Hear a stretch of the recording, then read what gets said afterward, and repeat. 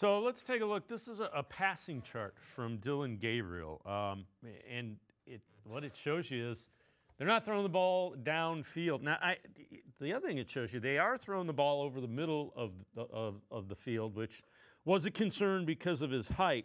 But nothing really deeper than 8 yards. Now, a lot of it could be because of the offensive line. So let's go to this. Gabriel was sacked 6 times against the Steelers. 4 of those were the result of offensive line, the tackles, missing blocks. This is via Next Gen Stats. Levinston responsible for 1.5 sacks. Robinson responsible for 1.5 sacks. Conklin responsible for a sack. So the 3 tackles that played were responsible for 4 of the 6 sacks. What that tells you is the tackles aren't blocking anybody, which is probably the reason he can't throw downfield. Well, yeah, and then it goes, not only are they not playing well, and KT's Levinston, who I like, I think he's a good young kid, and he's got a bright future. He is not pass blocking at all right now. He is a liability out there in pass protection, and he's got to get better. And once again, negativity for me doesn't help. I'm going to challenge this kid to get better because they watch the film. They know they're not calling. People are upset with Kevin Stefanski. He's upset with himself, too. He's upset with his play calls. Levinson's mad that he, didn't block anybody, and Conklin's mad that he can't stay on the field. They're mad at themselves, but they got to fix it. And once again, I'm going to say this, this is not the first time Dylan Gabriel has played with tall people. He played at Oklahoma and he played at Oregon. Their tackles were all 6'5", 6'6", 6'7" as well. The height has nothing to do. In fact, it's harder to throw short when you're shorter than it is when you're taller because you can't get any trajectory on the ball.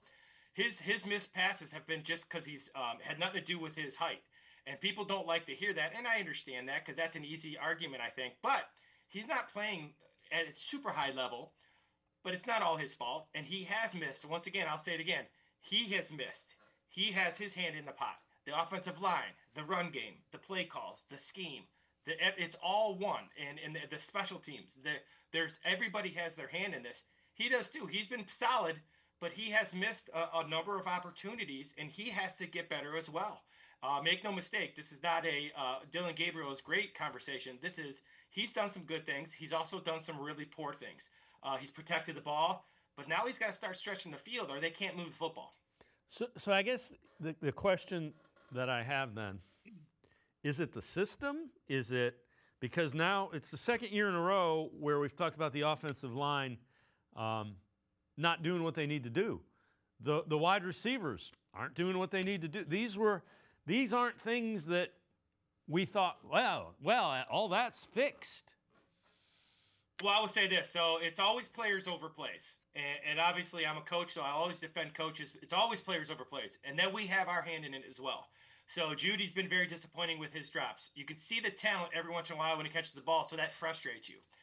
The thing that I would say scheme-wise is that the Browns, even though they went back to a more physical scheme, they're basically running zone and duo. They're not pulling those guards. They're not running much pin and pull. They're not running much counter. They're not running much power. They're not running a lot of those things that they ran, in 2023 since Kevin Stefanski's been here. This is more of a Tommy Rees run scheme. So I think they need to diversify their run scheme. They also need to use more movement. I saw a ton of movement all camp. Again, now we're not seeing movement during these games. I'm talking shifts, motions, things that make the defense think. If you look at that play, the first play from the Steelers, that was a simple motion that changes who 1 and 2 strong are. Those little things make defense think. You have to get these guys thinking. You can't let them play with their hair on fire and play downhill. So it's a little bit of everything. The quarterback and the play caller are always the easiest to blame, and they have the biggest hand in it. But there's other things too. The Browns have a lot to fix. I still think they can do it, and being positive is the only way they can do it. And hopefully they have a positive energy and a kind of a chip on their shoulder, because no one feels bad for them. They got to go figure it out. Why do you think they haven't pulled the guards? Are they concerned about Bitonio with a balky back? Are they concerned about getting Teller out in space? That you do that and you may damage the interior of that line. Well, yeah, obviously there's a lot to it. Once again, I don't think there's any one thing. I think they really have a lot of faith in Tommy Reese, and they didn't run the ball well this week. They've had some success this year, especially since Quinshawn is coming back. So I can see why you kind of build off what you've had success with. But if you're struggling in the run game and teams are going to put 8, 9 in the box, then you got to kind of figure out you either got to block that guy or RPO him, that seventh or eighth guy. You got to take some shots deep, even if you don't complete them. So there's so many things that happen. But when you become a grab bag offense, which I have been a grab bag offense in my day as a play caller, it's because you're trying too hard. You're trying to figure out plays instead of setting up plays, and that's where Kevin's at right now. He's reaching for plays. He's trying to figure it out. There's no lack of effort. These guys know what they're doing. It's just that the system doesn't look good, and when the system doesn't look good, you think the system stinks. And there's part of it, but their players aren't playing very well right now within that system as well. So it comes down to a little bit of both, and they all got to own it.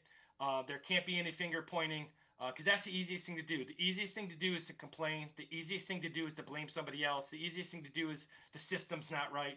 Take ownership, win your one-on-one battles, and see what happens moving forward.